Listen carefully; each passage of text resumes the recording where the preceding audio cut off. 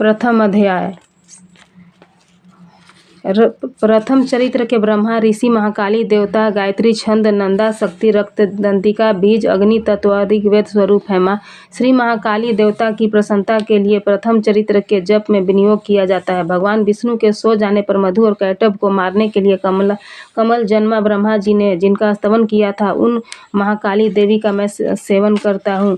वे अपने 10 हाथों में खड्ग, चक्र, गदा, बाण, धनुष, परिध, शूल, सुभुंडी, मस्तक और शंख धारण करती हैं। उनके 3 नेत्र हैं। वे समस्त अंगों में दिव्य आभूषणों से विभूषित हैं।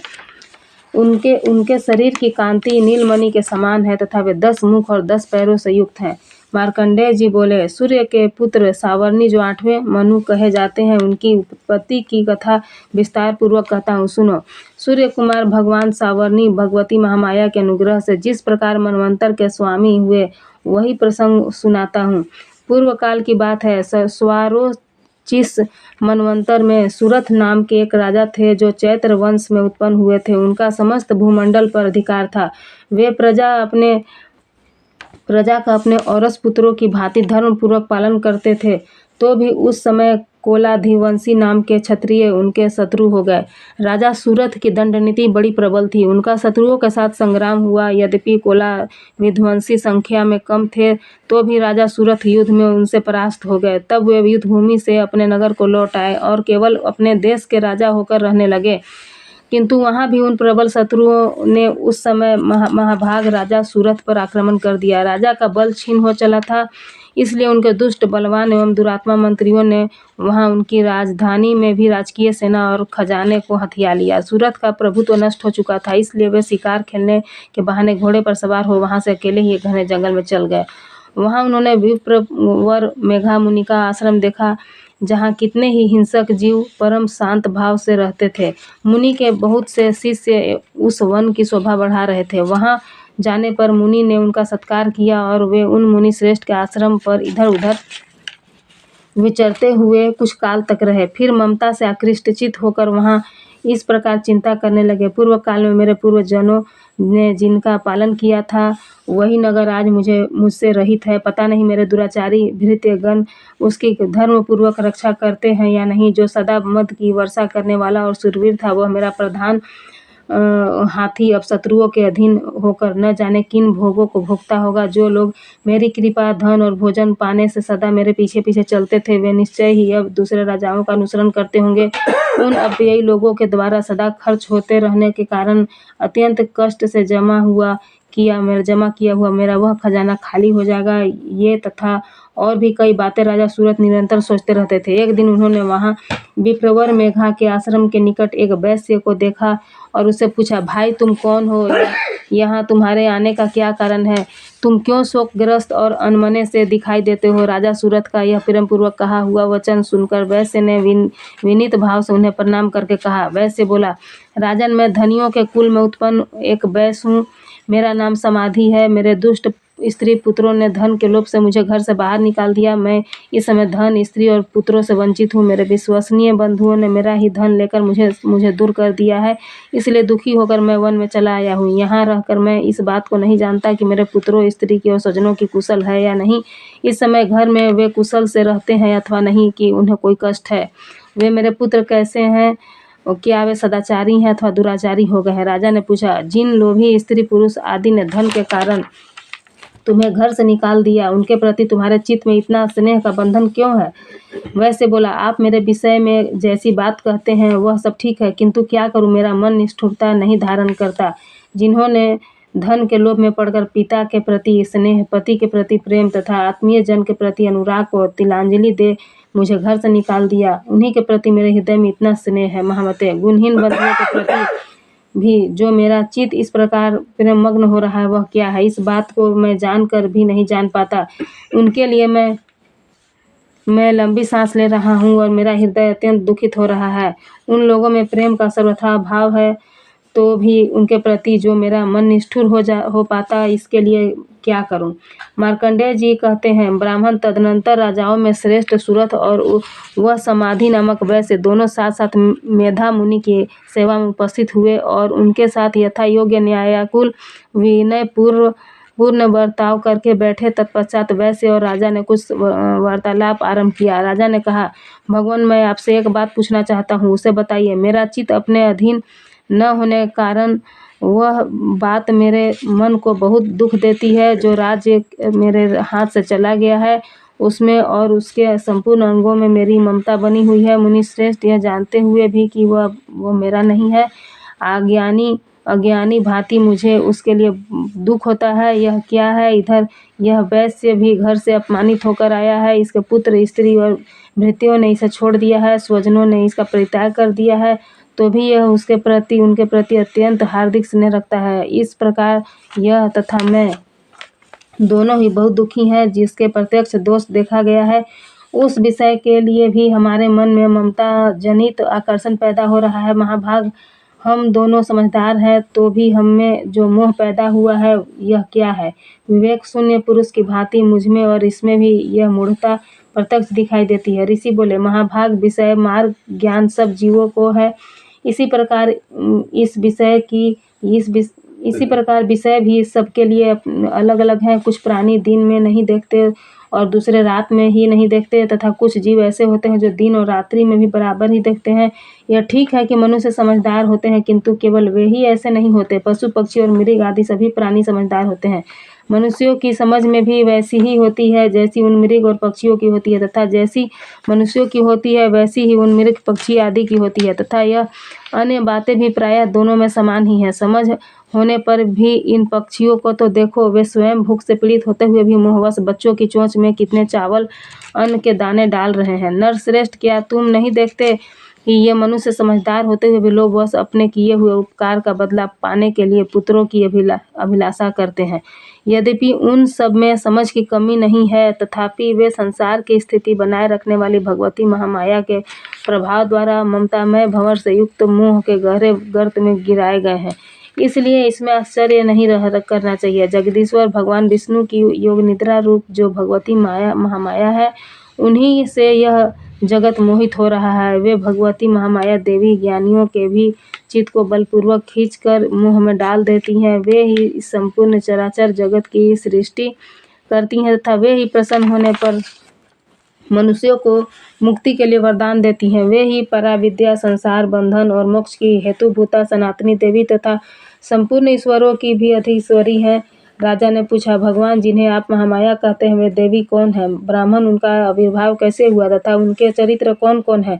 ब्रह्मवेताओं में श्रेष्ठ महर्षि उन देवी का जैसा प्रभाव हो, जैसा स्वरूप हो और जिस प्रकार प्रादुर्भाव हुआ हो, वह सब मैं आपके मुख से सुनना चाहता हूँ। ऋषि बोले, राजन, वास्तव में तो वे देवी नित्य स्वरूपा ही है। संपूर्ण जगत उन्हीं का रूप है तथा उन्होंने समस्त विश्व को व्याप्त कर रखा है। तथापि उनका प्राकट्य अनेक प्रकार से होता है, वह मुझसे सुनो। यद्यपि वे नित्य और अजन्मा है, तथापि वह देवताओं का कार्य सिद्ध करने के लिए प्रकट होती हैं। उस समय लोक में उत्पन्न हुई कहलाती हैं। कल्याण के अंत में जब संपूर्ण जगत एकाग्र मन में निमग्न हो रहा था, सबके प्रभु भगवान विष्णु शेषनाग शय्या बिछाकर योग निद्रा आश्रय ले सो रहे थे। उस समय उनके कानों के मैल से दो भयंकर असुर उत्पन्न हुए, जो मधु और कैटभ के नाम से विख्यात हुए। वे दोनों ब्रह्मा जी का वध करने के लिए तैयार हो गए। भगवान विष्णु के नाभि कमल में विराजमान प्रजापति ब्रह्मा ने जब उन दोनों भयानक असुरों को अपने पास आया और भगवान को सोया हुआ देखा, तब एकाग्रचित्त होकर उन्होंने भगवान विष्णु को जगाने के लिए उनके नेत्रों में निवास करने वाली योग निद्रा का स्तवन किया, जो इस विश्व की अधीश्वरी, जगत को धारण करने वाली, संसार का पालन और संहार करने वाली है तथा तेज स्वरूप भगवान विष्णु की अनुपम शक्ति है।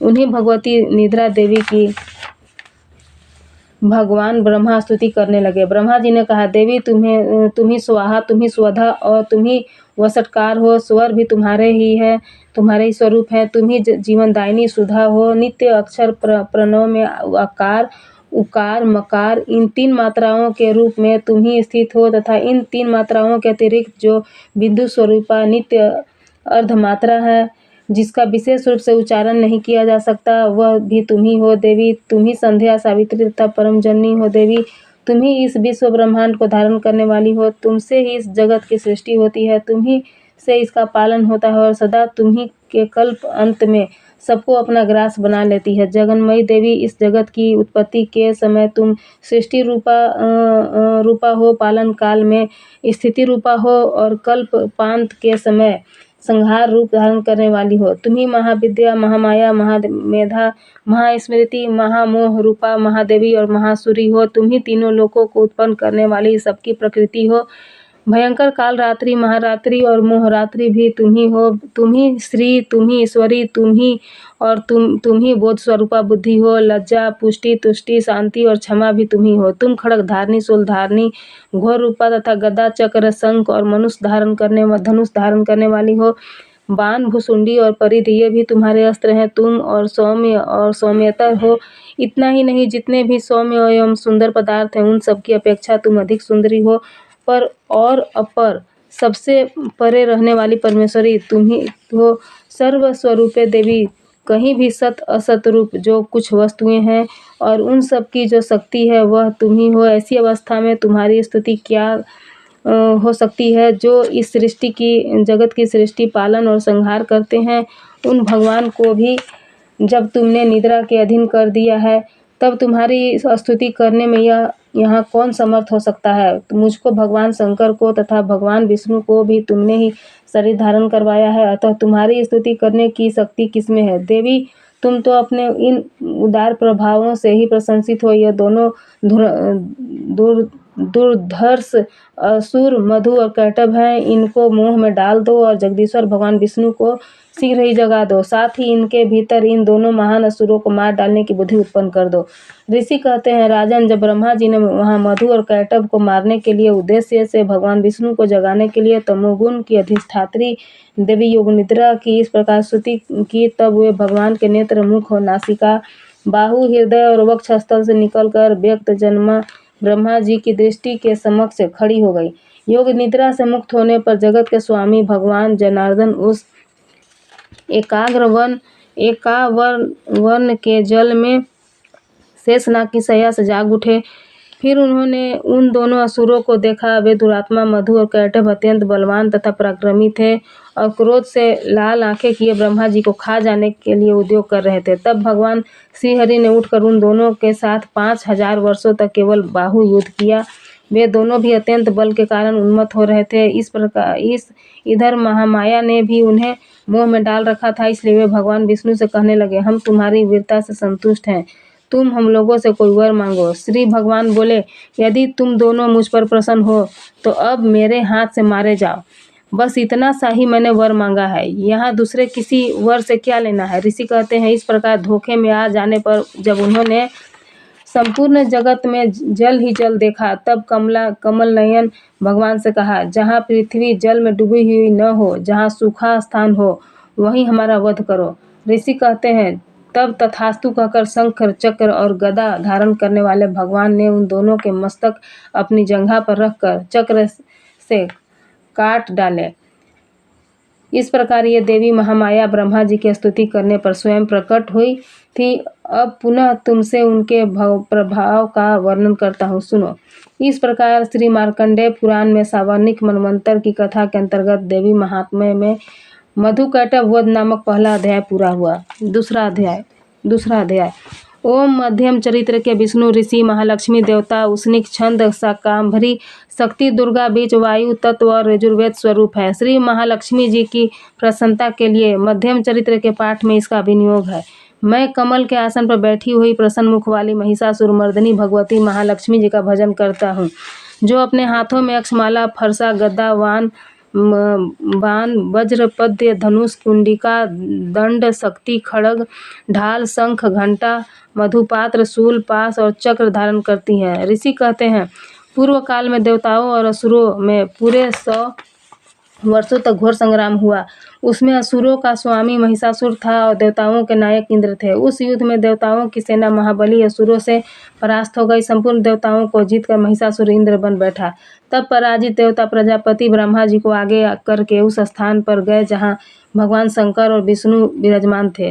देवताओं ने महिषासुर के पराक्रम तथा अपनी पराजय का यथावत वृत्तांत कर उन दोनों देवेश्वरों से विस्तार पूर्वक कह सुनाया। वे बोले, भगवान महिषासुर सूर्य, इंद्र, अग्नि, वायु, चंद्रमा, यम, वरुण तथा अन्य देवताओं के भी अधिकार छीनकर स्वयं ही सबका अधिष्ठाता बना बैठा है। उस दुरात्मा महिष ने समस्त देवताओं को स्वर्ग से निकाल दिया। अब वे मनुष्यों की भांति पृथ्वी पर विचरते हैं। दैत्यों की यह सारी करतूत हमने आप लोगों से कह सुनाई। अब हम आपकी ही शरण में आए हैं, उसके वध का कोई उपाय सोचिए।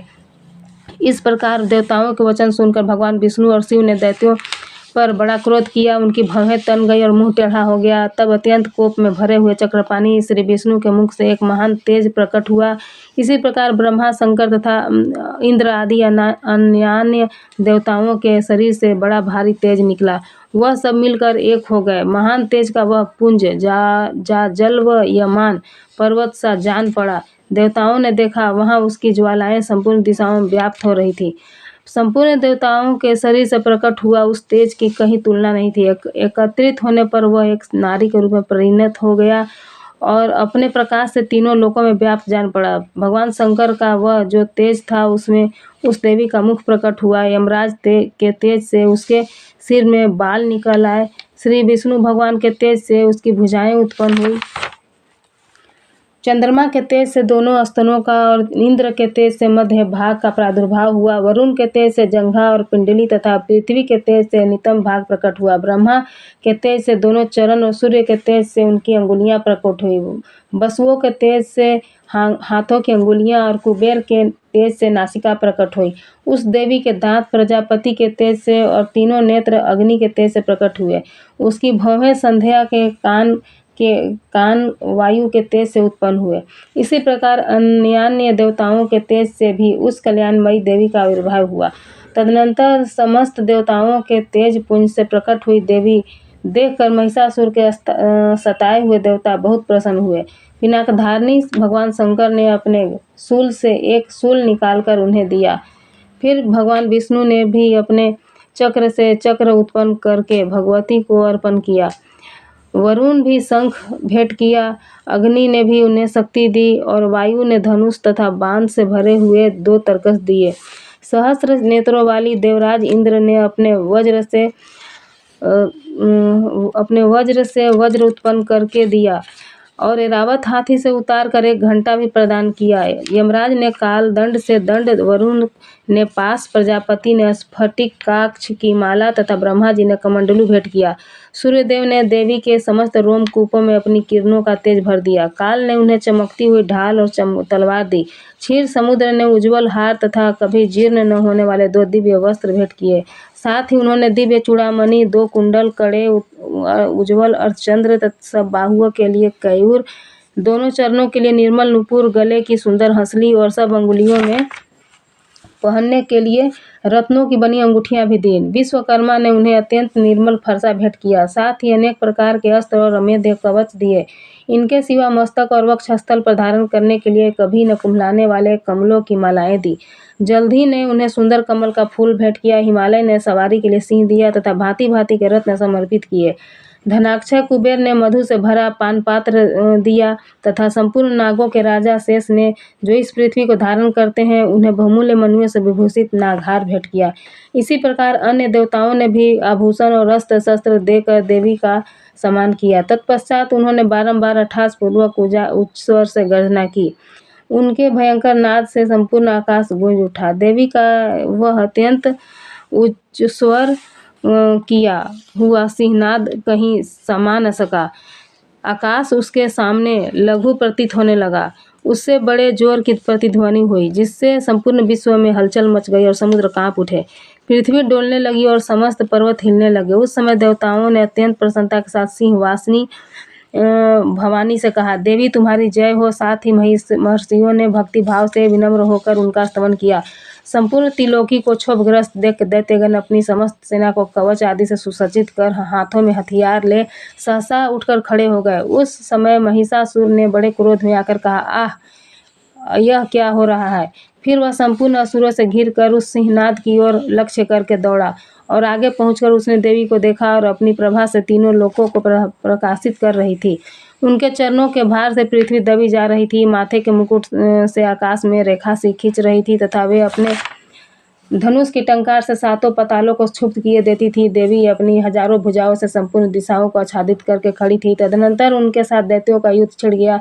नाना प्रकार के अस्त्र शस्त्रों के प्रहार से संपूर्ण दिशाएं उद्भासित होने लगी। चिछुर नामक महान असुर महिषासुर का सेनानायक था, वह देवी के साथ युद्ध करने लगा। अन्य दैत्यों की चतुरंगिनी सेना साथ लेकर चामर भी लड़ने लगे। 60,000 रथियों के साथ आकर उदग्र नामक दैत्य महादैत्य ने लोहा लिया। 1 करोड़ रथियों को साथ लेकर महामनु नामक दैत्य युद्ध करने लगा, जिसके रोए तलवार के समान तीखे थे।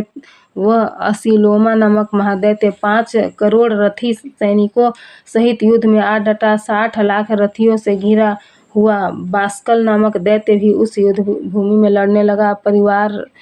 परिवारित नामक राक्षस हाथी सवार और घुड़सवारों के अनेक दलों तथा 1 करोड़ रथियों की सेना लेकर युद्ध करने लगा। विडाल नामक दैत्य 5 अरब रथियों से घिरकर लोहा लेने लगा। इसके अतिरिक्त और भी हजारों महादैत्य रथ, हाथी और घोड़ों की सेना लेकर वहां देवी के साथ युद्ध करने लगे। स्वयं महिषासुर और रणभूमि में कोटि कोटि सहस्र रथ, हाथी और घोड़ों की सेना से घिरा हुआ खड़ा था। वे दैत्य देवी के साथ तोमर, भिंदी, पाल, शक्ति, मूसल, खड़ग, परशु और पाटिस आदि अस्त्र शस्त्रों का प्रहार करते हुए युद्ध कर रहे थे। कुछ दैत्यों ने उन पर शक्ति का प्रहार किया, कुछ लोगों ने पासे फेंके तथा कुछ दूसरे दैत्यों ने खड़ग प्रहार करके देवी को मार डालने का उद्योग किया।